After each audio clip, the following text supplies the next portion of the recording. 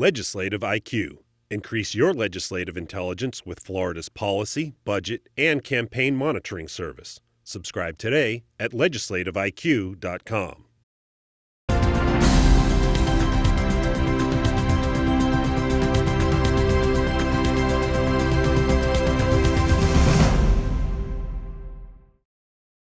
We've followed the saga of Doug Franks and his mother Ernestine for the last 2.5 years. Ernestine still lives in her Pensacola home, but when Doug and his brother disagreed on her care, a public guardian was appointed. Doug says it's been an irreversible nightmare ever since. My mother always says, can you spend the night? For the last 4 years she's been saying that. Spend the night, we got plenty of rooms.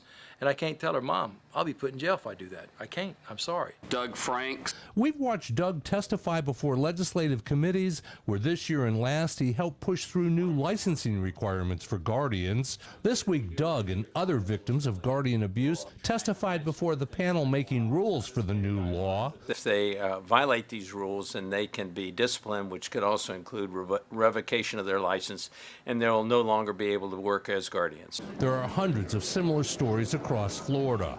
Many accuse judges of being unsympathetic and going so far as appointing their friends as guardians in lucrative cases. So this will take it from them so that we can go somewhere and say, this is what we're giving you. This person has broken all of your rules and they should be revoked. Then they will investigate it, whereas before all we had were the courts. And they wouldn't do anything? Nothing. They never do.